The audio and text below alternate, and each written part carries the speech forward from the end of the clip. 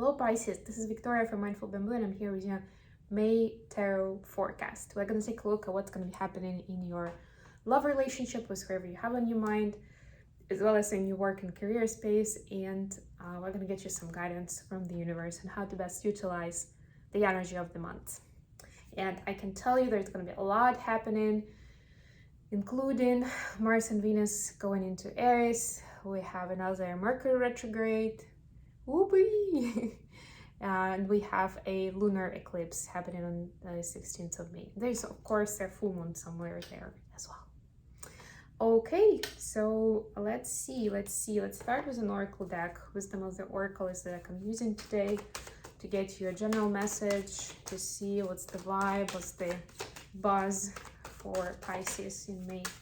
And then we'll get into tarot. I hope you guys enjoy this. If you like the video, if it resonated for you, don't forget to hit the like button, to subscribe to my channel, to leave a comment, make yourself known. Let me know who you are, where you're from, what you enjoy about my channel and my readings, what you'd like to see more of. And if this doesn't feel like your reading, you may want to check your other placements: Sun, Moon, Rising, or Venus. Okay, so you've got the caree number 2. That's the quintessential feminine energy. We all have both of those. It's just that we're not usually one of those prevails, and usually one person has one dominating energy. So for me, for example, this would be feminine energy. That's the dominating one. But it doesn't mean that I don't have masculine. And sometimes masculine could be dominating in certain situations, on certain days, on certain occasions. Right? And then I go back into the feminine, which is more natural for me, right? But it doesn't mean that it's necessarily for women, for example, right? It could be for men as well. But yin energy is more about observation. It's about inner knowing, intuition. It's about showing care and nurturing rather than taking action, right? So that's the general idea. It's also about receiving rather than giving. So let's get into tarot. Let's see what's happening for Pisces in the month of May.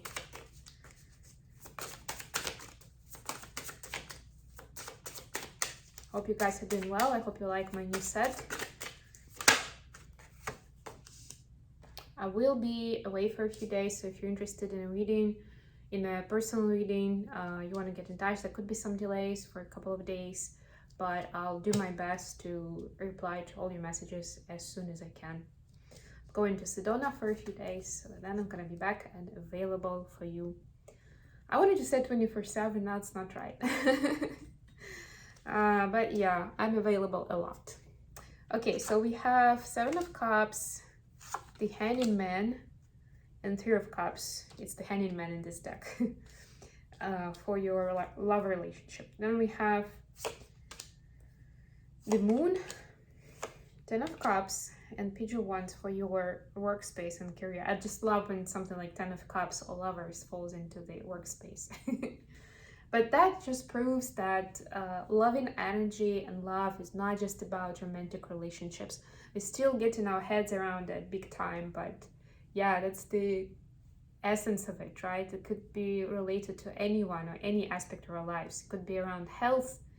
It could be around mental health, and we actually just started months of mental health awareness in the US, right? It could be about your relationship with food and drink, for example, right? Or just with the general collective. It doesn't have to be even a specific person. Okay, the advice: Ace of Wands, Knight of Coins, 3 of Swords. Bottom of the deck, 9 of Wands. Yeah, I've seen this energy quite a lot actually for different signs, so that's interesting that there is a trend of that. It's fear, but it's also kind of a bit of a denial, not wanting to see things for what they are. There is that general vibe that I'm getting. So yeah, for the connection space, 3 of Cups, 7 of Cups, and the Hanging Man. Normally, I don't consider 7 of Cups a particularly good card for relationships specifically because it talks about different options or spreading yourself to thin between many things. In this deck, it almost looks like a Disney World picture with the rainbow and the castle You know, it's kind of like this, all this chalices that have some magic in them. So I am going to treat it the way I see it as a reader, that in this deck it's definitely, and this as well, this is definitely a celebratory card, right? So to me, it's just kind of like there's so many things that you can do with your person, of how you can be happy together. It's easy for you guys, and it just, if you've been feeling a little bit stuck and kind of down in the trenches, just going through routine recently, this is a sign for you that, you know, the world is your oyster and you can bring variety to your life the way you want, right? There's so many options around to have some fun, to have some happiness, and you don't even have to have a special occasion for it, right? So many of us just try to arrange different trips or gifts or whatever to certain events, like, oh, okay, that's my birthday, that's when I'm gonna do that. Or, okay, this is our anniversary, that's when we're gonna go, right? Be spontaneous, bring something new in. The Hanged Man is actually, and again, in this deck, it's a very interesting figure of a man, and look how flexible he is, and he's kind of like trying to make the best out of the situation of hanging out there, right? So maybe you'll feel like you've been put on a pause or a bit isolated from your person. If that's the case, know that it's there for a reason. So you can take a look back and kind of re-evaluate what's happening in your connection, and how you feel about it, and also how would you like it to evolve. I'm getting that. What's the next step? What is missing in your opinion? How can it be better? How can you do better in a relationship, right? It's about give and take. If it's another person that's troubling you, the way they act, you know, it's definitely food for thought to kind of collect yourself, gather your thoughts together, and have that conversation finally. Preferably before May 11th, when we have Mercury retrograde, because it can get tricky. Just saying. For the workspace, we have the Moon, Ten of Cups, and Page of Wands. So you could be dealing with a Cancer. But yeah, generally speaking, I'm getting that the work will be very fulfilling in the months of May for you. And it's not necessarily that you'll feel on top of the world all the time, every day. But guess what? It's going to be just as exciting and interesting on those days when you figure out there's just so much more that you can do, that you need to learn, to be better at, to go farther, to do something more, right? To do more, to be more, right? So that on its own is giving you excitement, is making you curious, right? It's making you wondering what else is out there, what else don't I know? There are people who do amazing things. How do they do that? There's a certain mystery in it. But it looks like you don't really need much of external support or any specific actions. Those things are just gonna kind of fall in place naturally. It's just for you to be more or less aware of it. And, you know, if opportunities come in for you to learn something new, to expand your horizons, maybe even try something different than what your normal job is, be open to it. And you'll be surprised how much it's going to change your perspective on what you've been doing overall. The advice from the universe: Ace of Wands, Knight of Coins, and Three of Swords.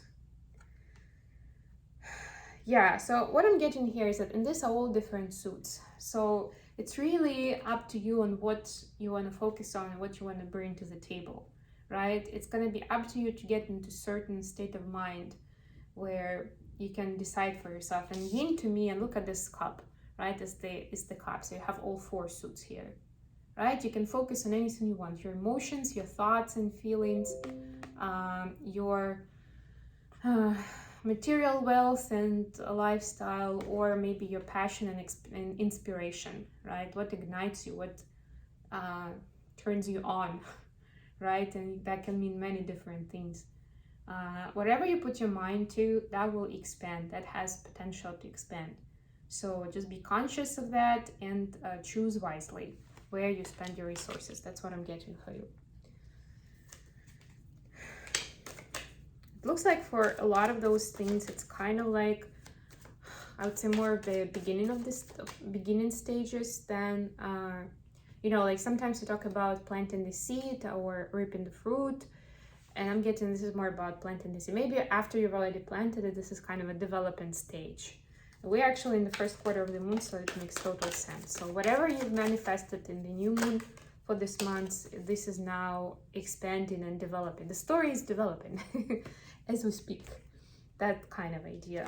So you can choose where to focus your attention and your energy. You have, I'm sorry, this is messages from your person. You make you want to do bad things. So it looks like you have the passion going both ways. And gossip only hurts more. Yeah, so definitely know that if something went down between the two of you that was not a happy moment, that made you feel like they've let you down or betrayed you in some way or just hurt your feelings, know that there is truly a remorse there, and that your person wants to make it up to you somehow.